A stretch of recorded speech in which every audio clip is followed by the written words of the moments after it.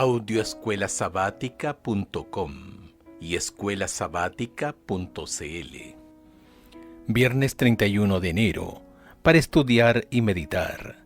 Lee el capítulo titulado La idolatría en el Sinaí, en las páginas 287 a la 300 del libro Patriarcas y Profetas de Ellen White.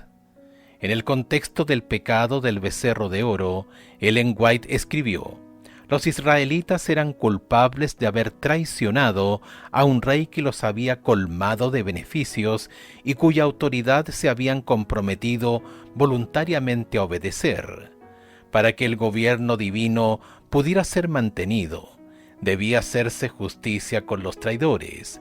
Sin embargo, aún entonces se manifestó la misericordia de Dios. Mientras sostenía el rigor de su ley, les concedió libertad para elegir y oportunidad para que todos se arrepintieran. Únicamente fueron exterminados los que persistieron en la rebelión. Era necesario castigar ese pecado para atestiguar ante las naciones circunvecinas cuánto desagrada a Dios la idolatría.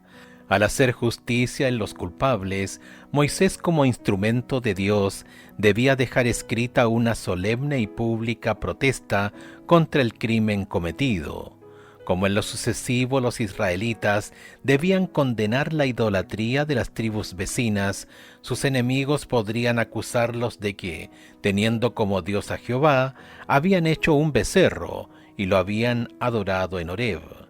Cuando así ocurriera, aunque obligado a reconocer la verdad vergonzosa, Israel podría señalar la terrible suerte que corrieron los transgresores, como evidencia de que su pecado no había sido sancionado ni disculpado. El amor, no menos que la justicia, exigía que este pecado fuera castigado.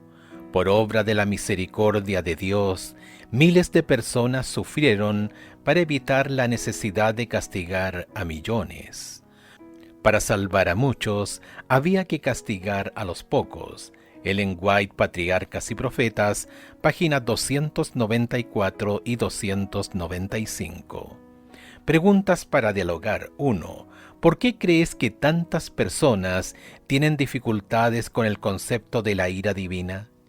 ¿Qué te ayuda a entender ese concepto? 2. ¿Qué problemas surgen siempre que las personas procuran vengarse, pero que nunca ocurren cuando la venganza es dejada en manos de Dios? 3. ¿De qué manera el juicio de Dios contra Israel después de la rebelión del becerro de oro fue también un ejemplo de la misericordia divina? ¿Qué otros ejemplos bíblicos muestran que incluso el juicio de Dios es un acto de amor? 4.